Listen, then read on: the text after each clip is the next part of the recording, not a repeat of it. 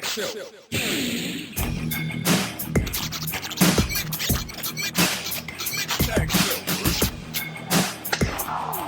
That's gonna leave a mark, Taylor.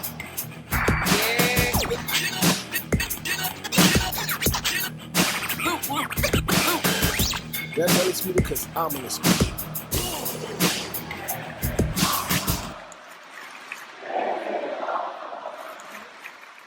What's up, everybody? You're listening and watching to a brand new episode of the Mixed Tag Show Special Edition. What are we doing? We're recapping All Out, AEW right? All Out. Yes, we With are. our friend of the show, Phil, who attended the show last night. So you know, super jealous. But yo, we gotta talk about that. we get a first-hand account how he felt and everything, and we're gonna shoot the shit, right? That's it. Yeah, definitely. Even though I'm left out because I don't have the CM Punk shirt, but it's cool. It's coming. Yeah, Come on, man. We get there. Before we start, give a quick moment of silence for Michael K. Williams. We just found out that he passed away today. Very great actor. I know he's from some of my favorites, from Boardwalk Empire, from The Wire. And so many more from Love Country. His role in that was amazing. So just a quick moment of silence. Thank you. Yeah, man, he was a great actor. I don't know if you guys watched The Wire. Like, that's where I was introduced to him. Like, it's a dope actor. I think that's where everybody essentially got introduced to him or whatever, and it was just a very shocking death. So it's really unfortunate and young too. So yeah. Okay. I have a confession. Definitely. I've never seen an episode of The Wire. Never seen a single episode. Here's my confession. I wound up watching it years later after it went off the show, so it's okay. You gotta go back and revisit that, man. You gotta go see. That's like a great show. Like you appreciate it so much more when you're older, like than when it first came out. I have a couple of friends on that show, so that's why like I always go back and watch it. Name dropping, man. What's going on? And he always does that. I'm just saying. Yeah, a couple of homies on there. This is Shout how. You know what I mean? Anyway, this is how we first. I decided to do the podcast with him because he was like, "Yeah," because I'd worked for Hot 97, this, that, and third, Rosenberg, this, that. I was like, "Okay." I was like, "Oh, okay." So you're connected, but that's what he does. Name drop. I don't name drop all the time. All right, like I don't name drop all the time. Okay. I don't. Like, it's here and there sometimes. Mm-hmm. Anyway, let's get into definitely a great show. Yeah, but let's get into the recap. First of all, like Phil got to give us a couple of first-hand situations, starting with when he was there when CM Punk came out. Before we even get into that, Rampage.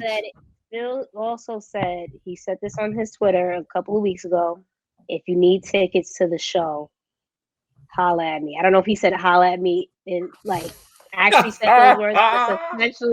It's essentially what he's holler at me. Holler at your boy. So I was like, oh, okay. Noted.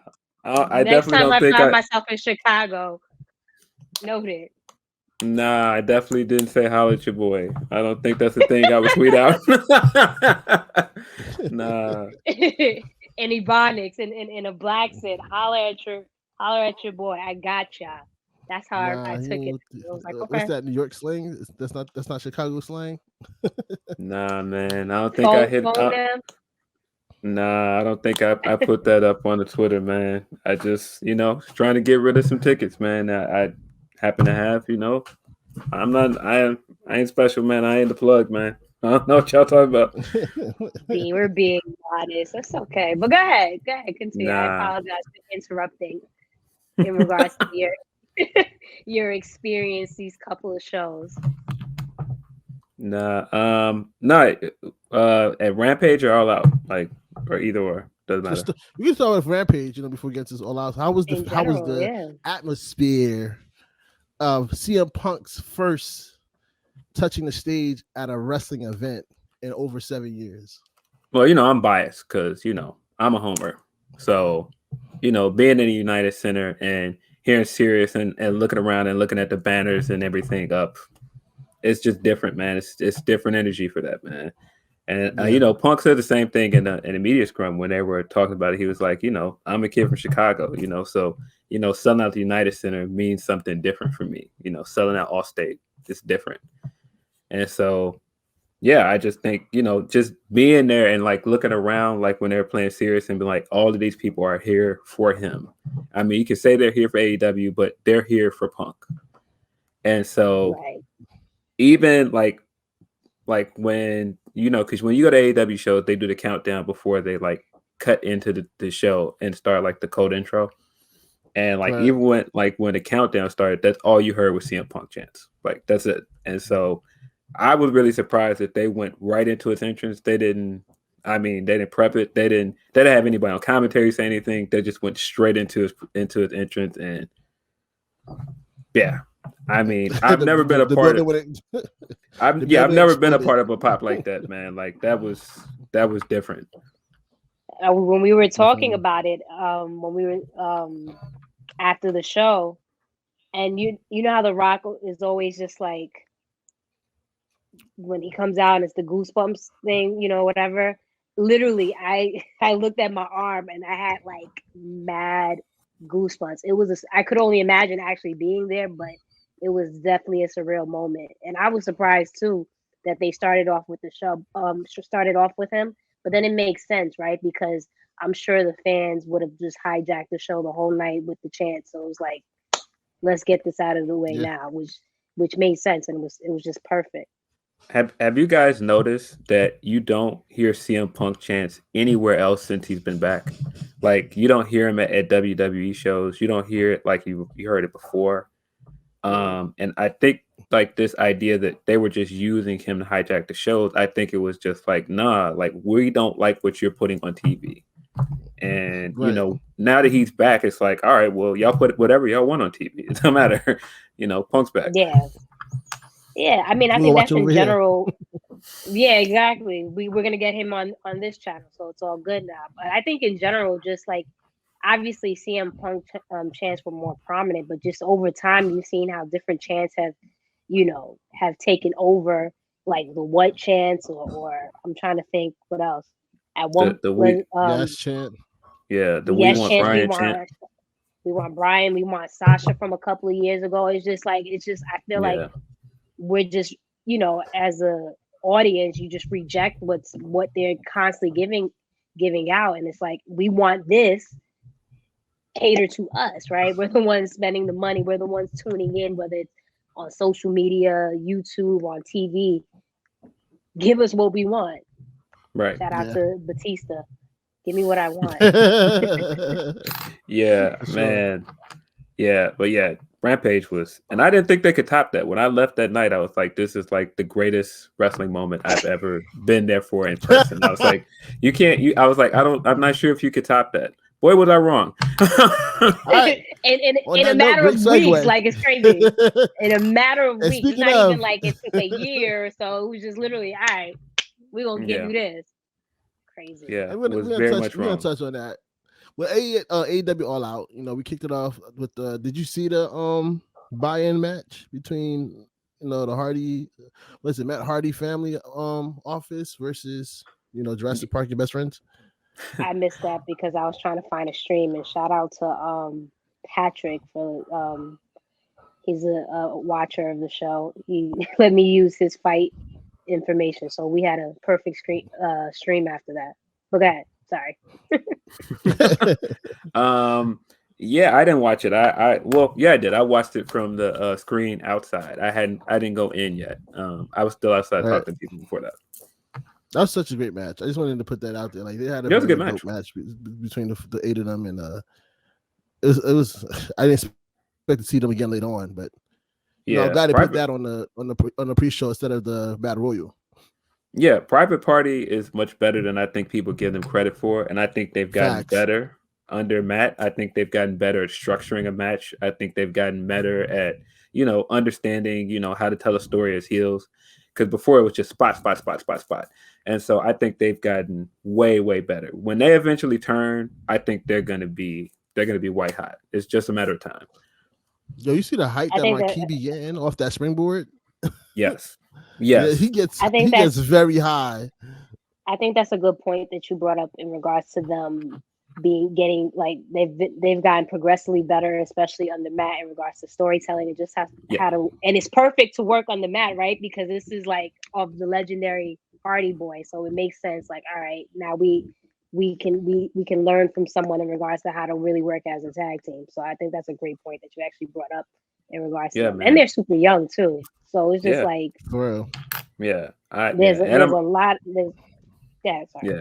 No, I was just gonna say, and Cassie's my guy. Like, man, two watches. I got no 2 watches. Yeah, right. They dances down the ramp gets me every time. Like every time I watch, like, yo, why do you have to dance like this? Like, we also got the Blade back, and they're from New York. If I'm right, they're from New York. Yeah, so. they're from New York.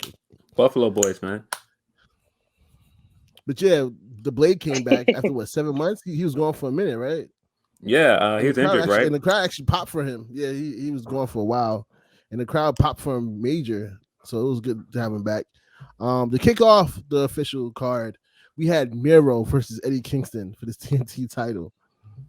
Man, what a match! Like, this is a great start to pay-per-view. You started off, yeah. I thought Miro was gonna drop it. I didn't really think this man was going to retain. It's very close.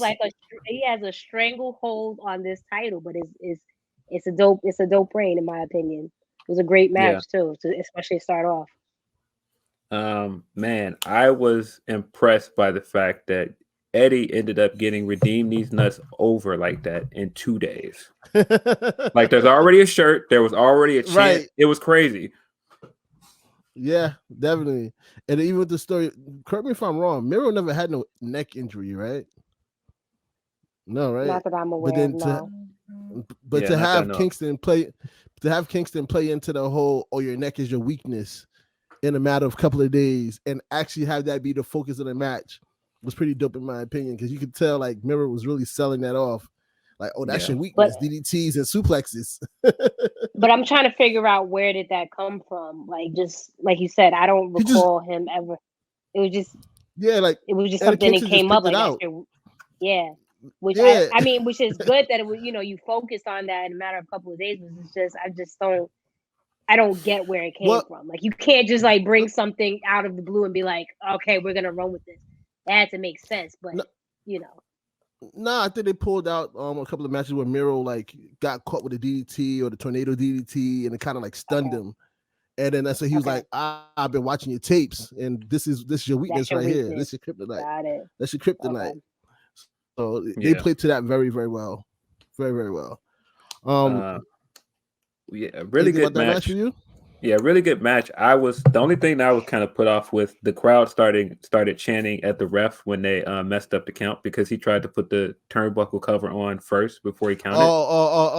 Yeah. But that was whole part of the exactly. I thought that was a bit like, people were acting like he legitimately messed up, and I didn't think he did. I think that was intentional. But no, it was a really, really good opener, man. Like, I mean, really, really good. Definitely. Yeah, I thought the crowd was just playing along, like, oh, you messed up, you missed the count. Like, I didn't know. I don't think I seen it. Like, they really were trying to like say he fucked up. They understood from a T. I don't know if you seen it on TV. They understood the assignment, basically. Yeah, on TV it came off like it was purposely done that way. Maybe. But again, maybe I'm giving them too much credit. Well, listen, what I'll say in regards to that, it just shows how lively. Since AEW debuted a couple of years ago, it's never really been a dull moment in regards to crowd participation. So this is just another example of whether they were playing along or they thought he actually messed up. It's nice to go, not only to go, but to watch a show, and like, because crowd participation also helps the match, right? Just the overall feel. Like, you can have a really good match, but if the crowd is just trash, it's like, you can't really get the full emotion of everything and the intensity of it. So it just shows that And AEW crowd is like unmatched currently when it comes to just participation. Yeah, I think they've been killing it since they got back to live shows, and I think they've created this atmosphere where you don't know what's going to happen next. And just the fact that you could believe that Eddie could win that match, I think that just kind of said everything. Yeah. I felt like that was always going to be Miro's match to win, but Eddie put on a really really good fight. Man, that false finish towards the end, I thought he had it. Yeah, for real. He did. Thought it was a wrap for Miro, but speaking to the crowd, like I told Graham when we was on Spaces, shout out to Public Enemies podcast. Just looking at the pay-per-view at all out, it just gave you the old school vibes when fans used to come with signs and, like you said, participate in matches and give off good vibe, like be like secluded in that match. For me, like yesterday as I was watching, I put my phone down and watched matches entirely. I didn't tweet till after the match was done. Like I hop on Twitter, say a couple of things, see what people were saying. Next match is popping up, which they did a very good job of like rolling the matches into each other. Like there wasn't too much downtime in between. And I was just like, yo, that was just a great feeling, like just to watch a show and have the crowd involved. Like it gave you that old school feel for it, for real. Yeah.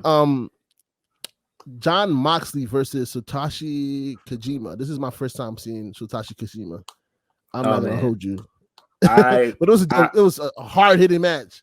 They was going at it. I am a big New Japan fan, so I was super excited to see Kojima in person. And so, that was the big treat for me. And I was like, yo, Kojima's out there. And like I had a friend that was sitting like in front of me, and he was as excited as I was, and we were kind of looking around like, guys, Kojima's out there. Like, come on. And I mean, you got to give Mox his credit too, man, because every time I've seen him live twice now, and he still gets a massive pop every time he comes out. He still looks like a massive star coming through the crowd. And I was kind of on the fence with Wild Thing at first, but being there in person when Wild Thing hits, it fits. It's different. It's different. Yeah. It's different. I was watching with my boy G, and I was telling him like the first one we have of the song Wild Things is from, what is it? Angels in the Out. What's the name of that movie? Angels in the Outfield, right? No, is it Major League. Major Leagues. Yeah, and then like just to see that it's transformed to this day, that's like such a hot song, was pretty dope. And like again, like that whole match was just hard hitting. And so Kojima really played it up the entire time. Like, hey, America doesn't really know me. I'm just happy to be here. Like the entire time on Twitter just helped to push it forward. It was definitely like a dope match. But the ending of the match is where it's like, yo, this is what we doing tonight. Man, when Suzuki came out. Here's my thing, just to piggyback off what you guys are saying in regards to the match. Yeah, it was very hard hitting, and I enjoyed it. But I will say I probably get catch some like heat or slack for this or whatever. But I've never really been a fan of Moxley like that, so his matches don't really do anything for me. But I will say that it was a good match though. It was hard hitting or whatever, but like when I obviously it might have been different if I'm there and I hear his music hit and whatever, but like when he comes through the crowd and Wild Things comes on, it does absolutely nothing for me. I'm just like, man, to me though, it's Moxley but wrestling. I'm in the minority. Yeah, it's Moxley wrestling Kojima in Chicago. Like that's once in a lifetime, and that's why I was kind of like, this is amazing. I can see that. Yeah, for sure. So Moxley's definitely been hitting it like in these past couple of weeks with these different matches. He just won the GCW title. The GCW on Saturday night, right? Yeah. He won it on Saturday night. I was like, what? I was hoping he came out with it. I was hoping that he would walk out on it. That would have been crazy. That would have been crazy, yeah. He was getting GCW chance. Yeah, he did. He got he had the hoodie on and everything. Mm-hmm. When the music hit and it said the King. Another thing I noticed too, like I had tuned in to Dynamite, like he was, Moxley's been thick, I don't know if it's the pregnancy weight, I don't know, but he's been a little thick, but then, but he slimmed down like instantly for this match, or was it just me that felt like he was back to like his I guess normal weight, normal size? Yeah, or was that just me? I don't know, maybe. I don't know. I I didn't just see. I I didn't felt see like that.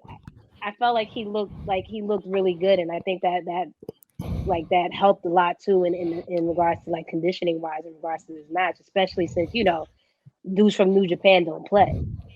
So Right. For real, for real. You can't shoot. Kojima came in there looking like he was about like 30. Like I don't know how old he is, but He's the same age as he came Jericho, I think. really like 50 oh, something. Yeah. Yeah, that's Jericho's in crazy. his Like 50s. Okay. yeah. So like Um, that's amazing. But like I was the- saying, like when the King popped up on the Titantron, is that what we call it, the Titantron? With the screen, let's call it the screen. yeah. I don't think it's Titantron. I think that's trademark for WWE. Yeah. You're right. We'll talk I about get a trademarks later because that was cease and right. desist from WWE. But nah, when the King came up on the screen, I automatically thought like Nick was coming out because I know that Moxie's like, I got your title, you know where to find me. So when the King came up, I was like, oh, this is where we going. But when I saw Suzuki name, I was like, what? Listen. Again, I'm a big New Japan guy, and Suzuki is a Right. legend. So I'm like, For sure. Suzuki is in Chicago. And so I'm just sitting there like the whole time listening to like the piano and everything playing, and I'm like all into it. And like again, my boy that was like in front of me, I was like, and so like man, Kase ni Nare, and I will just say this, as a guy that's not a big Jericho guy, I was proud of Chicago in that moment because we sang Kase ni Nare way louder than Judas. We gonna get to that Judas situation. Like we're that gonna have was to get just, to Judas. that wasn't y'all fault. That wasn't Chicago's fault at all. We'll get to that one. They dropped the ball on that. But Suzuki versus Moxley, we getting this Wednesday. Like, yeah, that's gonna be. You getting that on free TV. I was about to say that's crazy that there's no waiting. There's no like, all right, we'll see you at what's Full Gear. It's we giving this to you in a couple of days. Yeah. We pull up in your hood because they'll be in Cincinnati this Wednesday. It's Cincinnati. Damn, they couldn't wait for Queens. They couldn't give it to us. Yeah. Oh my God. I mean, man, watching him put hands on that boy and hit him with the gotch, I was like, I was kind of done at that point. I was like, all right, I already know we're gonna get Punk, and I was like, man, I didn't, because that was the first legitimate surprise. Like I could guess that we were probably gonna get Bryan and other people, but Suzuki was way out of left field. Yeah, that was definitely because we're so focused on obviously talent here, right? You just forget that there's a slew of like legit hitters in New Japan and other promotions. So yeah, that for sure was a surprise. Wasn't it supposed to be Tanahashi that was supposed to have this match with Moxley, and then they had to call the audible, and that's what they call Kojima? I know he's been teasing the match with Tanahashi. I think they're holding off because Tanahashi still has the IWGP US title, and so he's been wanting to challenge him for it. I think this is all leading to him getting through other New Japan guys to lead to that match at a pay-per-view. Leading up to that match. Yeah. Wrestle Kingdom. I mean, I wouldn't be surprised at this point if they somehow get Tanahashi on an AEW pay-per-view. Right. I can see it. God, I mean, that Forbidden Door, man. If you remember, Tanahashi's the first guy that mentioned the Forbidden Door, by the way. Yeah, he definitely was. So then it makes perfect sense. And that door is just wide open at this point. So it makes a whole lot of sense. It, but the follow-up match though, this is Britt Baker versus Statlander. Yeah, I think this impressed a lot of people more than they thought it would happen between these two. They really came out there and gave a great show. I don't know how the crowd reacted to it, but like just seeing even with Orange Cassidy breaking character and yelling at Statlander, get up, get in the like the whole psychology of the whole match was dope to me. Yeah, it was a really good match. I've said numerous times, I'm really a fan of Britt Baker. I love her work. I do think she can get better in the ring, but I think she shows time and time again when she's out there, she's dedicated to this. So she's just going to only continue to she's only going to continue to get better. And the match was good. And I'm okay with her retaining because, like I said, I'm a fan. So Yeah. I was happy with the match. Yeah. Yeah, I really like Statlander a lot. I think she just has it. Like, she has the athleticism, super strong, just like she just looks really good in ring. She has a great defined character. Like, she's gonna be champion eventually. Not this night. Like, nobody thought she was winning this match. But boy, this match was good. I think this was clearly everybody like, still tuned in though. yeah, I mean, this was Right? Britt's best match though, man. I really think it was. Like, I haven't seen a Brit match even before AEW that was this good. Like, this was right. I just think, shows like, she just gets progressively better for sure. yeah, Because even yeah. what was the match with Thunder Rosa? What was the stipulation in that match? Oh, the unsanctioned match. The unsanctioned match, and we thought at that point that was crazy. But she's just, she's gotten progressively better. So, and like you said, it was just a really good match. Especially for her. She's had some great matches this year. I thought the Sheeta match was better than a lot of people give it credit for. I think the Red Velvet match from Rampage was also really, really good. I thought this was a great match. I thought they both, came and they tore it down. Got that Panama Sunrise in there. Yo, she gave you an Easter egg. She gave you an Easter egg. Pittsburgh. She gave you that Easter egg right there. Oh no, I only say people still watch this because the reason why I say people still watch is we've talked about this. Everybody said that they didn't watch the Red Velvet versus Britt Baker because they knew the outcome. We knew the outcome of this one. We still watched. Like, no, it was still a great match. Like, I think people have to give, both of them was dope matches. Like, there's no reason why you can't celebrate those two matches all together. I mean, we knew she was going to beat Sheeta as well at that point, but that was still a good match. I think people got to give Red Velvet a little bit more credit too, man. I think every time they put her in a high pressure situation, she's delivered, and I don't see people giving her flowers like they should. I see people, trying to joke and do goofy stuff too, Which is so crazy because not to go off topic, but it's just, again, and I'm sure we'll discuss this throughout the rest of the show, but just like, we want diversity and inclusion in the whole nine. But when you get that, as soon as someone, as Blue has mentioned numerous of times, as soon as you have that moment, you have that with Red Velvet. Now you're like trying to play her and crack jokes, or whatever the case may be. Definitely, it's just, it's not a lot of credit is given to her. And then again, it's just like, do we want our own to progress and prosper and be in the forefront, or are we going to crack jokes when they mess up? You can't have it both ways. You gotta, at the end of the day, it's wrestling. You're gonna mess up. You're gonna have your spots. It's not ballet. It's not clean, right? As long as you pick yourself back up and continue, that's all you can really ask for as a wrestling fan. So that was my 2 cents. You already know we agree with that one. Going on to the next match. You ready to go to the next one? You guys still anything else to say about Statlander versus Britt Baker? Everything's good. Yeah. So to me, in my opinion, match of the year candidate, Lucha Brothers versus Young Bucks. God. Tag team title match, steel cage match. Oh my God. I watched it 3 times already. I've already watched it like 3 times. I said, just the potential. Once we knew about this match, I'm like, yo, this match was going to go off. Like, and I remember tweeting, this match is going to snap. Like, he still wasn't ready. Young Bucks in steel cage match. Oh my God, please. Man. Phil, please give us a first-hand account. Match of the night for sure. Yo, they had entrance of the night as well. Man, Ruckus smoked that entrance, man. He smoked that. Yeah. I tweeted. I said I didn't understand one word, but I was feeling it. I was rocking with it. I like their theme song anyway, but man, he killed that. And they came out with like the authentic like headgear and everything. Yeah, I thought that was fire.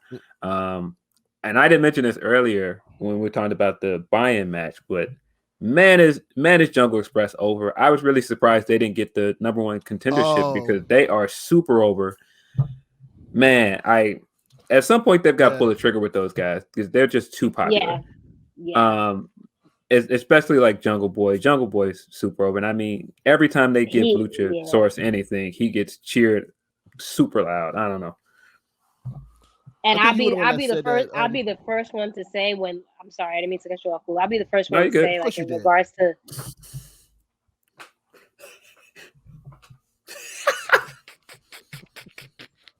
shout out to MJF. When AEW first started and like this, Jurassic Express was one of the first I guess like signees. I was like, I'm not tag teams. I was like, this is not it or whatever. But that's me judging the dinosaur. Like come on, like we over here shitting on these characters in WWE, and this is what we're gonna like cheer for. But man, like I said, it's judging a book by its cover because, like you said, Phil, they're super over and just like with Jungle Boy, forget it. Like, yeah, they won me over. I think Phil's the one that said this. You said that you saw people there dressed as Darby Allin and Jungle Boy, and then like some filler-ins, right? Was that you, or did I see that somewhere else? Like, every kids that was at the arena. Yeah, and that's the other thing I noticed because I went to All In and I went to another AEW show after that. This is the first time I've seen this many kids at an AEW show, which is a good thing. And there were a lot of, I always see a lot of people dressed as orange, of course, but I saw a lot more, kids with Darby face paint this time, which Darby, I'm sure we'll get into that later. He's another one that's ridiculously over. But yeah, this was amazing. It is weird to think about the fact in the span of 2 years, these two teams have given us one of the best ladder matches and one of the best cage matches ever. Facts. This cage match was just, man, anybody that's like, oh, well, you can't make tag team wrestling a spectacle. This is it. Anybody that's this is it. Anybody that's like the Young Bucks are overrated, you got to knock it off, man. You got to knock it off. They deliver every time. Every time. Just the only thing, but like obviously it's their heel persona. The sneakers thing is it irks me to no end, but I get it because it's part of the heel gimmick. But they brought out the Travis Scott ones, and with the thumbtack at the bottom. Travis Scott ones, sir. Don't correct me or interrupt me when it comes to sneakers. I was saying the reference though. Oh, Travis Scott's name on Instagram is Cactus Jack, which is why. Travis Scott is all right. I thought you were trying to correct me. I was like, my man, I know sneakers, man. I know sneakers. No. I was trying to add some salt. Okay, he retweeted. He put the Young Bucks in his IG too. I saw. So but yeah, it was like I said, that irks me to no end. But like I said, I get it because it's part of the heel gimmick. But just that match was amazing. Like it's just and we don't get that often. I mean, we get it in AEW. I'm just saying, like for the past few years. I hate to bring up WWE, but it's very far few in between. We get really dope tag team matches on a regular at that. You know what I mean? Right. And just to get the last one I can remember. The last one I can remember is the Hell in a Cell between New Day and Usos. Right. That was probably the last. Exactly, oh my gosh! Tag team match. Yeah. Right. Ironically, in a cage, but yeah. I don't remember what year that was. Yeah, it might have been 19. Yeah, I think it was 19. It was either 19 or 18. Yeah, this was one of those matches where I was like, on any other card, this match could main event. Main event for sure. Yeah. On any other card, this could be a main event, and it was just that good. They could have ended the show on that match, and I mean, man, nobody would have complained. That was amazing. I looked over to my left. I was talking to somebody else, and I was like, man, because you could feel it. Like the second the Lucha Bros came in, the crowd was instantly behind them. And I was like, man, when they win, this place is going to explode. And I mean, that's a credit to what the Young Bucks have done as heels to, be those guys that we want to see lose and, help build up the Lucha Bros in the process. And I mean, like, there's a big Hispanic, population here. And man, they were here for Lucha Bros, man. And so, again, once they won, that it was loud in there. I feel like they surprisingly got one of the loudest pops of the night when they won. They got a loud pop when they came out too. Yeah, I wasn't so sure if they were going to win. I just I felt like they have to win just because like Young Bucks have had this for like 10,000 years in regards to this title, but I could have seen them still, just because with the whole elite storyline that's going on and just them dominating, right? AEW, I could still see them. They would have retained, but it was the right call to have Lucha Bros win, and obviously the reaction was crazy. Yeah, you couldn't waste that crowd, man. You couldn't waste that crowd reaction and not give them that win. My man Alex was out there dressed like the Weeknd with his red suit. For real. He's the man. I like Alex, man. For real.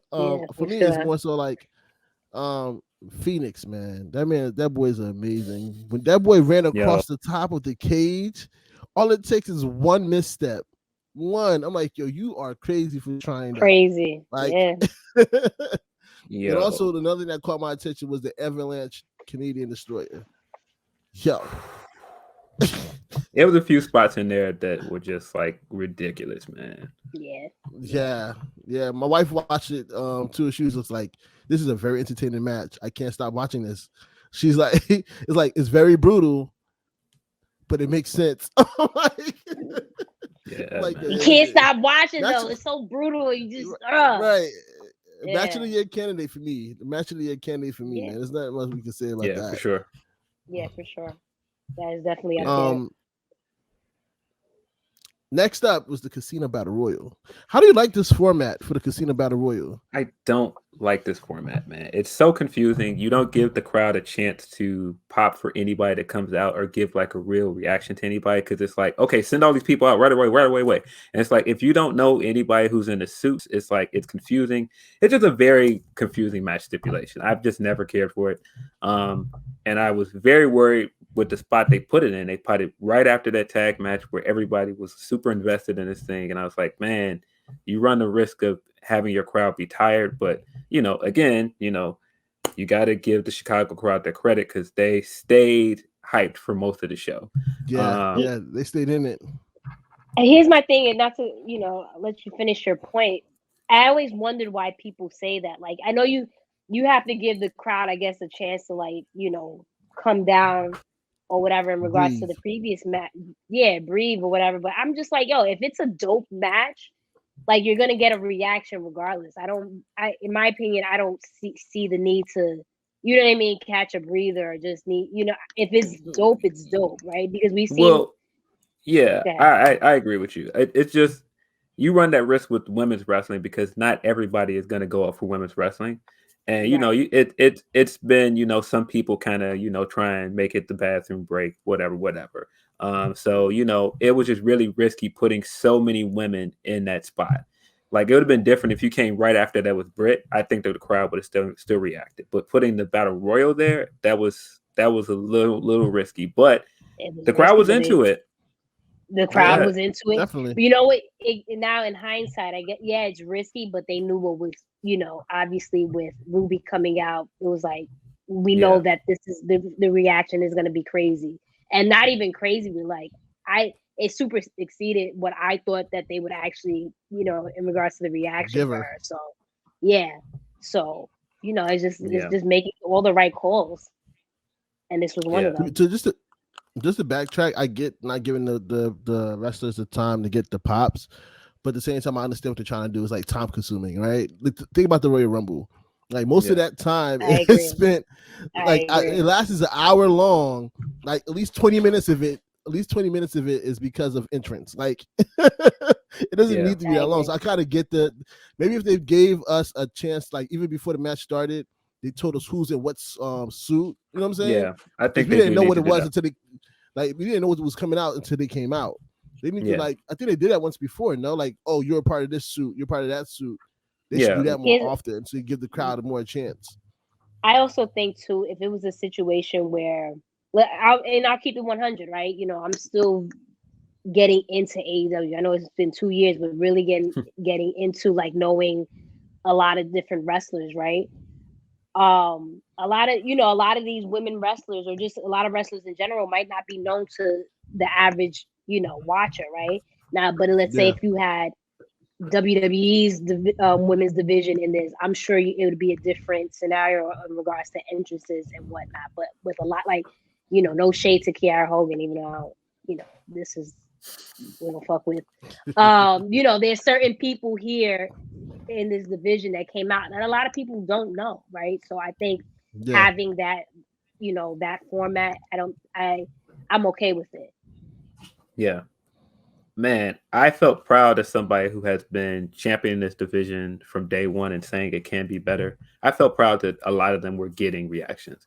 I felt proud that, some of them, I feel like we have enough,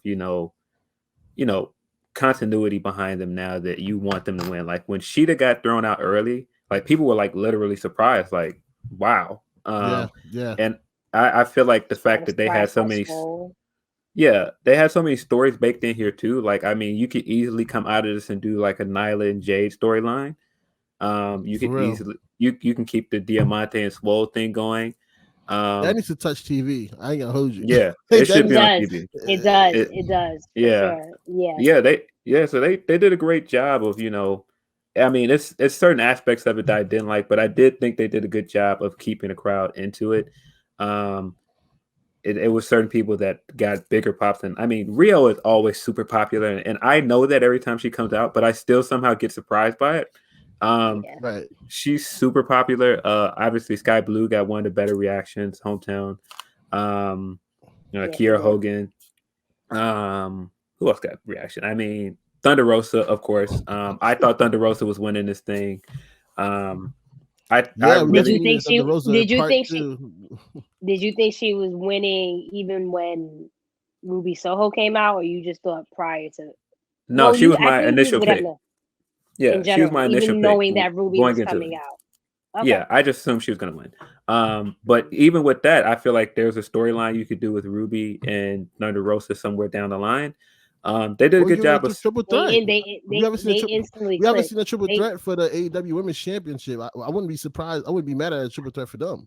Yeah, I wouldn't be either. But right before we were having obviously technical difficulties, me and Phil were just discussing like with Ruby and just in regards to her, being in this industry for 11 years and not really getting the proper shine. I would like to see Ruby versus Britt. And then maybe we can add Thunder Rosa into it, especially since we already saw Britt and Thunder Rosa previously. So I would, not to say that match would snap, but just I'm really on board when it comes to Ruby right now, and just want her to get all of her, I definitely her agree. moment. Like, definitely agree. You see how I did it? I put up the facts quick. Like, yo, how many title shots did she get in WWE? And her first night in AEW, they knew. Like she deserves a spot. Like, it's just amazing to me, like how they got it instantly. How two different companies look at certain wrestlers and their abilities. Like, and again, the last two really worked. And even like, even they was on the apron. He was like, yo, you gotta like just give Ruby her credit.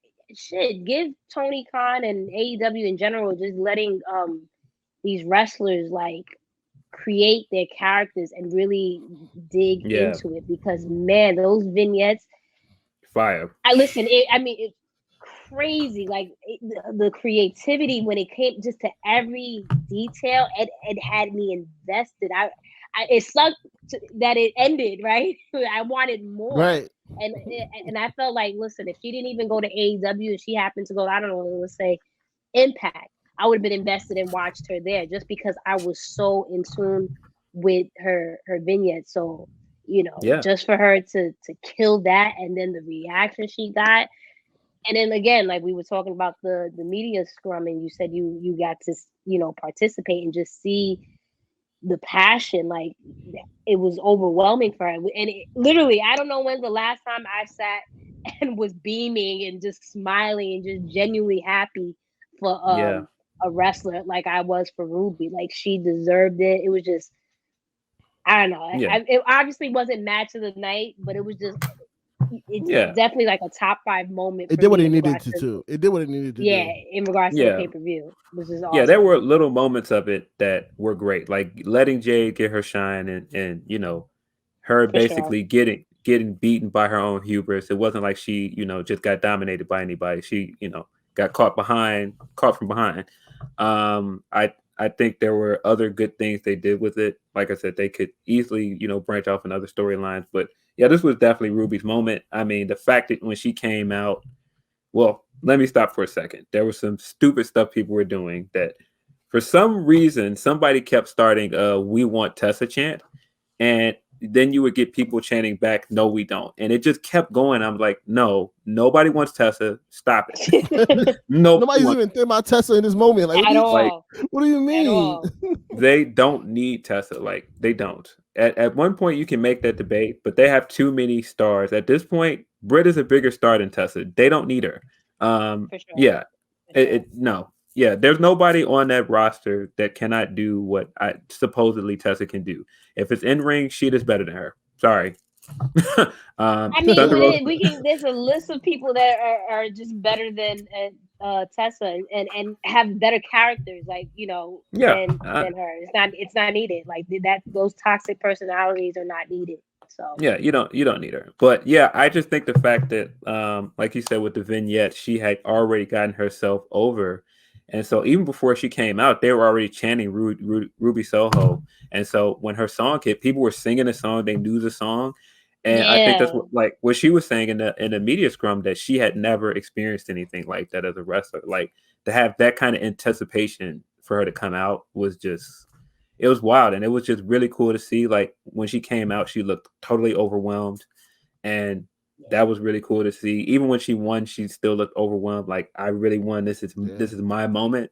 And I was just really, really happy for her, man. Like, out of everything she's experienced, like from WWE and other things, I was just super happy for her.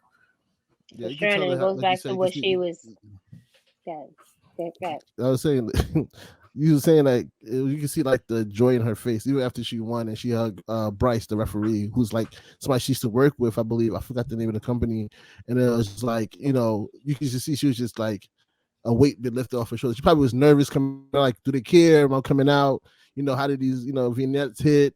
Like, you can just see, like, and that's become as we talk about it more and more tonight, you realize the people that showed up, like even with Punk, you just could see like genuine joy of being there, and that's just amazing to see inside of a company. Yeah, in general, just even outside of like the wrestling aspect, how many people can say they get up every morning or whenever they got to go work a shift at their job and genuinely love what they do, right? So to see, it's infectious when you can see other people, you know, enjoy the same passion that you do, and then that they can perform for you, right? And genuinely be happy and in a good space. And again, it just goes back to, again, listening to the media scrum, and then she was just saying how that, you know, we can, like, it's not the same women. I know she wasn't trying to do any digs in regards to WWE, but it's true, right? We were so accustomed, or we are accustomed, it's the same women, legitimately the same women in WWE that gets, you know, the time and day. And like Ruby was there, like we all saw or knew how talented she was, and asked for and we've I mean, not maybe, I mean, the WWE universe maybe didn't go up for her like they could have in general, but a lot of people knew, who've been watching wrestling or watch indie wrestling or knew about her, knows that she can fucking wrestle. And I love the punk rock gimmick. I'm on board. Like I love Britt Baker, but and Red Velvet and Jade, but you know, Ruby's like I'm going to buy her shirt. Like that's how real it is. I'm buying her shirt, and I buy one a month because, you know, pro wrestling teams be bugging out with taxes and shipping. But yeah. Yeah, I think Ruby's definitely a star, man. I don't think anybody else on that roster looks like her, and I think that's a big thing that's going to set her apart. And like her presentation is so different. And yeah, I mean I could say that for the division as a whole, and I think that's why they've got to do a better job of putting more of them on TV because they have so many unique talents there. I Facts. mean, Layla came out and she had a bit of a moment, but after that NWA match, she should have had a bigger moment in She should this, get I more. think. And yeah, because I That think NWA that weekend, the yeah, she NWA weekend was made me a big fan of hers. Like she did it she very well against For a lot of man, Jericho. people, for a lot of yeah, people, actually, yeah, yeah, she was incredible in that match. yeah. So yeah, I definitely agree. The AEW, that's another aspect they definitely need to work on is the women's division. And you in that match, in that battle royal, look how long we It spent talking shows. about it because there's so many components that they could pick from. Like they need to just start doing the right thing and putting them on TV more. Yeah, Yeah, Ready to move on, guys? yeah. Because yeah. the biggest troll in wrestling got us all. I don't know if he got you, but he got me. When he got that, when the Y2J countdown came down, I'm like, yo, Chris Jericho going back to the old school and hear the Yeah, MJF music. It yeah, didn't get me. It didn't. it He didn't.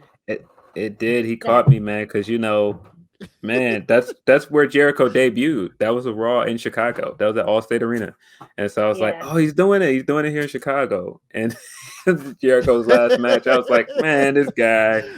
I was like, yeah, elite troll right there, man. You gotta I give just it to felt him, man. like He's very good at it.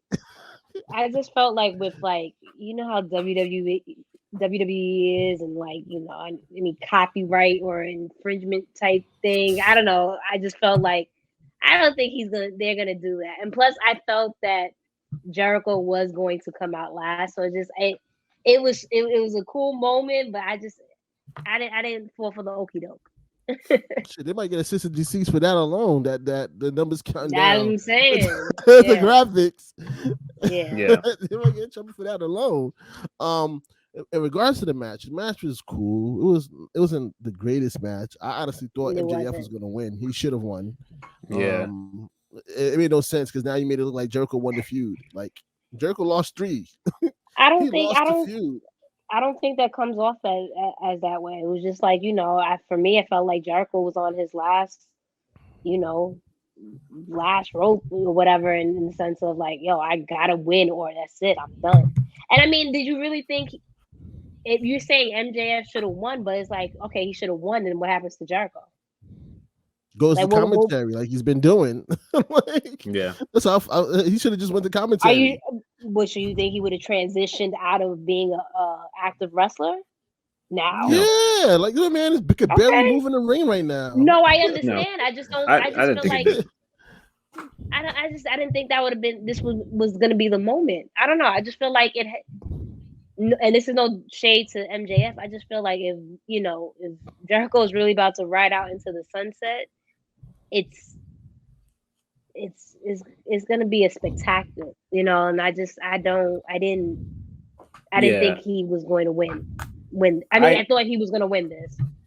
yeah. I thought if he lost, he could go and start doing other things like doing indie matches and doing New Japan matches and building back up to coming back. Because that was his whole thing. He was saying I will never wrestle in an AEW ring again. And so I thought he was going to Right. go and do other things and like do like less appearances. I don't really need to see Jericho wrestle as much as he does. I am not that into it. I really feel like they dropped the ball in terms of the way that they put the labors of Jericho together. I feel like the fifth labor should have been on this card instead of doing the fifth labor and having him lose and then doing another Yeah. match because that just didn't make Yeah. sense. You already beat Yeah. him 3 Yeah. times. It Why do just you have stupid. to wrestle him again? Like it just doesn't make Yeah. sense. Right. So I felt like once you announce the fourth match, I'm like, okay, who's gonna win? Because you're not gonna have him beat him 4 straight, and it's a pay-per-view match. It's exactly what they did with the other match, the blood and guts match, where they won the blood and guts match, but okay, they have to win the Then Stadium we're gonna have Stampede another match. match. Yeah. So yeah, and so I just figured he was gonna win, and I just wasn't invested because I knew he was gonna win. It just felt predictable.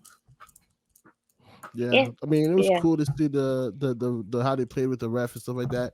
But again, it was just like, all right, I didn't care. I if didn't care for Jericho's not that. gonna win the Yeah. false finish just showed it. The false finish was just like, all right, yeah, Jericho's gonna win this. All right, Yeah, for next, sure. move on. Like Yeah. the match Yeah. itself, it didn't really grab me. Like I think that's why I No. Yeah. took This my was- bathroom break and It get some absolutely was. food. Somebody actually called me out because I got ice cream and I came back and somebody's like, man, this man really said fuck Jericho, I'm getting ice cream. I was like, yo, mind your business though, man. Like why like yo. But nah, I mean, I feel like I was the most like, and hilariously enough with the QT match on here, like I was the least interested in this match. Like I just had nothing. I don't know. I just wasn't feeling it. And I will say that the positive out of it, I think MJF gets a lot of credit as a talker. But that man is great in the ring. You gotta give him the credit as an in-ring guy, man. Yeah, and he's super and he's young, right? So it's just, again, sky's the limit for him in regards to him. AEW got a lot of young guys that's perfect for the rising. Yeah. So yeah. Next up after that was the match that almost everybody was waiting for. I'm pretty sure everybody was waiting for. CM Punk versus Darby Allin. I'll say my comments last. Let's let the guests go ahead, Phil. You know, the Chicagoan. I was very interested. Yeah, I was very interested to see how he was going to get a reaction because he's been in Chicago up to 4 dates at that point because he did the Rampage, then he did Dynamite and Rampage. So I was like, man, did they waste their good pop on the Rampage? How well was he going to be received at the pay-per-view? Nah, he still got a huge pop. And everything still worked. Him coming out and doing Clobbering Time, it still worked and got the huge reaction. Him doing the go to sleep. What was up with that? Yeah. I think it was a last minute thing. Because they showed in I don't know, Instagram video. In an Instagram video, he looked like he was going through his old stuff, like the trunks and everything like that. So everybody's like, "Oh, he's about to pick one of his old gear," and to see him come out in tights, I was like, "Wait, what?" I think it was the last minute thing. First of all, and then some people were saying in regards to maybe, just switching it up, because when he was in Ring of Honor, it was shorts, and then in WWE, it was the trunks, and now maybe because now he's in AEW, it's a new promotion, whatever, pants. But I hope that's one and done. I'm not with the pants. I mean the tights. I'm not with it. As a Punk, like kind of a super Punk fan, I wanted him to come out with the fight trunks because if you remember when he did the Cult podcast, he was like he pitched them fight trunks and he wanted to get sponsorship on it, and they told him no. So I was like, man, I thought he was gonna come out with the fight trunks and flex on them. But the tights are the tights. I mean, I feel like it was one of those things where that's not going to be like his ring gear for long. I feel like this was just his first match because, I mean, if you remember, he only signed 2 weeks ago. He didn't know he was wrestling until 2 weeks ago. So, I don't think that's going to last. I just feel like it was a situation where he wasn't necessarily. I mean, he looked great. I will say he doesn't look great, but maybe he just didn't feel super comfortable just yet being in some tighty white. Maybe so. Maybe that's part of it. Again, that's 2 weeks. 2 weeks notice. You got to jump in and go out there half naked. But definitely Darby Allin was very dope in this match. You could tell he was very complimented Punk's style perfectly. Man, when I was saying that man is over, it's impressive to get dueling chants in Chicago like that. And you knew this was going to be a CM Punk favorable crowd, and he was getting a lot of chants out there. I was very surprised by the dueling chants. Very, very, very surprised. I thought this, like you said, it was just obviously it is a pro Punk crowd, but I thought it was just like it would be 100%, CM Punk. To hear dueling chants like that. Yeah, the only time they turned on him is when he mocked him and did the go to sleep. That was the only time they booed him. But other than that, like it was kind of mixed. I mean, of course, Punk was, way over that, but Darby was getting his chance, man. And man, this is again where, just like I said about MGF, you kind of get this idea about Darby that he's kind of a stunt guy. He does all the big spots and he does all the big bumps. That man showed some stuff tonight, man. He showed he could wrestle, man. For real, great in ring. Like the way they started off slow and let it build up organically. I know a lot of people was like, yo, this match was mid. It was okay. For a man that came back 7 years ago, and he was calling the match, and it was like a nice slow build into a real match. Like, some people, you can't go off the back off hot. Like, you got to build it up sometimes, and he showed that. Yeah, I mean, I don't know what people were looking at, but there were certain things he did there with just, that this dude loves wrestling. That this dude studies wrestling. When he did the Brett spot, and there were several other spots he did in there. The money the Money in the Bank callback with the match with Cena. Yeah, doing the Undertaker sit up during the coffin drop. Or the coffin drop. All of those nods are just smart things. He just gets it. He just understands pro wrestling, man. And that's why I'm like, how can you say this match is mid? This guy knows how to tell a story. I don't care if you think he's the best technical guy or whatever else. Nah, he knows how to tell a story. His strikes still look really good. The go to sleep still looks really good. Clean. It still looks clean, but when he hit it on what was it? Was it Dynamite? Rampage. No, it's Dynamite. It was Rampage. No, it was Dynamite. Yeah. He kind of slipped, or whatever. That wasn't a clean GTS, but in this match, he had Kenta not feeling it. Kenta not feeling my boy though, man. Kenta wants that match, man. Yo, Kenta versus Punk, we need that. In the battle of the GTS. Who goes to sleep first? The match wasn't mid, but it was. I expected for what it was going to be. Like, this man has been gone for 7 years. He's wrestling a significantly younger talent. You can tell he was winded. Sweat pouring. You know what I mean? So he gave what he could, and listen, it for someone who was out of the ring for 7 years. I take this in a heartbeat. It was better than what most matches we get on WWE. You know what I mean? So, like, sure, you know what I mean? Yeah. So there was too much storytelling in there to say that this was mid. I mean, even Darby clearly doing, because everybody always compares Darby to Jeff. So for them to put a guy that looks similar to Jeff in the ring with Punk right away and play off of their rivalry. And then he did the senton bomb out off the top rope. And I was like, no, all of that stuff is too intentional for us to be like, nah, this is just, happenstance or it's mid. Like, nah, man. It was too many things those guys were doing. It would have been really easy for him to come out here and have like a 7-minute showcase match or something like that and put him away quick. But I think they had like a really solid pay-per-view match. Definitely. Was it the right decision to have Punk win? Yes. He wasn't losing on his debut match. Not in Chicago. Okay. Remember what they say, Punk wins or we riot. That he wasn't losing in Chicago on his first match. Nah. And I mean, this is like his first match. Like, nah, I didn't see him losing. Maybe AEW wanted to choose violence.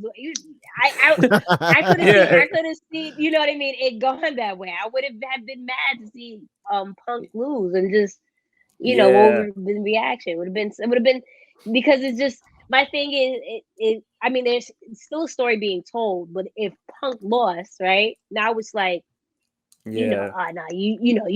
you can't wrestle anymore. You're done. This is way past. You know what I mean? There could have been an added level element to this story, but the safer decision was to have him. This is my theory here. Because they had 4 shows in Chicago, we've watched Punk be happy for 4 appearances. He's been jumping in the crowd. He's been doing everything we don't know Punk to be. This is very uncharacteristic for Punk. I would not be surprised if CM Punk turns heel by the end of the year. Of course. He's not going to be heel here because he's going to get cheered here. But eventually I can see him turning heel. And it's just too many things that I'm looking at that makes it make sense. And I could be off, but he's not going to do this happy thing forever. He's not going to stay this happy forever. No, I hear you. And the thing is too, I was reading just people's comments in regards to, yes, as a whole in wrestling, we're very excited to have Punk back, but I don't want to. I'm trying to choose my words wisely, but you can see. Not, I don't want to say the novelty has ran out, but you can see like, all right, we all tuned in for Rampage, right? I don't Yes. think that momentum is going to constantly stay at that level, right? Especially if he's going to continue to be happy-go-lucky. Like we're gonna, like you said, eventually by the end of the year, probably even if it's not a full heel turn, maybe like Yeah, a it's gonna be some tweener. seeds Tweener. there. Yeah. So, But no, you're he's right. not gonna stay this way. He's not gonna get the reactions outside of Chicago consistently like that. And that's not to say he's not gonna still get reactions, but I feel like at some point it's gonna get past the surreal phase where it's like, oh yeah, CM Punk is wrestling now. It's gonna be Yeah. not this unbelievable thing anymore. And so I just wonder where they're gonna go with his character after that. I mean, he says that Sting came out there and it was organic. He just came out there and shook his hand. It wasn't planned. I can see them doing the Sting match. I can see them doing the Mox match sometime down the road. That was my next Sky's question. the Who do you limit. see next for CM Punk? I don't know immediately, but I do think Mox is coming because Mox was talking directly to that man in that promo. Nobody can tell me Yeah. otherwise. Yeah. So I I can see think a that's full happening. brawl between them. Yeah, that's happening. I think the Cole match is happening. Cole is a big CM Punk fan. He was on the backstage when CM Punk debuted. I think that's happening. I think they're definitely going to revisit Daniel versus Punk at some point. It has to happen. Punk, There's too much history there. Punk has expressed that he wanted to tag with Daniel actually, so it's gonna be. He interesting says to that see now, but now he'll turn how this plays Listen, out. I can see, but like again, the opportunities like is endless at this particular Limitless. point. There's so many dream matches and Yeah, I mean, pairings that you can do right now. It's a good time for AEW right now. A good problem to have. Wrestling in general. Yeah, Punk and Danielson versus the Young Bucks is that's a dream match. That is definitely a dream match. A wrestling clinic. Moving forward, we'll get into all the Bryan Danielson and all the Coles and all that stuff a little bit later. We got the bathroom. Call this man Bryan Danielson and not Daniel Bryan anymore. He corrected somebody in the media scrum. He was like, "How dare you?" Paul White versus QT Marshall. I didn't see this. I was making a bottle for my baby, for my son. I didn't, and by the time I was done, that match was done. So I don't know what happened. There were. I think he won, right? Yeah, he won. Of course, QT not win the match. It was. It was, it was what it needed to be. It was a nice cool down match for the main event. It made sense to put it here because you, of course, wanted to cool down the Chicago crowd for the championship match and the other pops that were coming. So it made sense here. It went on a little bit longer than it needed to, but again, it was what it needed to be. I saw a lot of people. I don't remember, but I saw a lot of people. I made the bottle when it was gone. Yeah. I saw a lot of people use this at their bathroom break. So it served its purpose. It lets you know that shows wrestling again. I don't know. I guess I just here's the thing, like, and not to spend too much time on this match because we obviously have more to discuss, but I just like people get so hyped about all these acquisitions that AEW has done over the year or so, and it's just like Paul White, like, is nothing that if, from a WWE standpoint, like, oh, we're scared, they got Paul White, you know what I mean? Like, so this was I was never excited about the signing in regards to that, and this is no disrespect to him. It's just like it is what it is. So I was never excited about this feud to begin with. And I truly feel that Paul White needs to hang it up. He does, but I feel like I understand what they're doing here. This is a special attraction match. I definitely think that they're using this to build to the Shaq match. I do think Shaq will be back. And so in that way, it makes sense. Now, do I have all this interest in seeing Shaq and Big Show wrestle? No, but somebody might. So I don't know. Yeah, it's too late. Like they should have been at this. Yeah. And I don't understand why they made the Gun Club turn on Big Show. Well, sorry, Paul White because they're just not there. happening. I don't know. Yeah. Yeah, and Anyway, did they even show up? They didn't show up in this match, so I don't understand what was the point of turning on him on what was it, Dynamite, just for this, like. Yeah, it didn't make just sense. yeah. We talked about this too long. Like it's much overproduced. We spent way too much time on this. We did.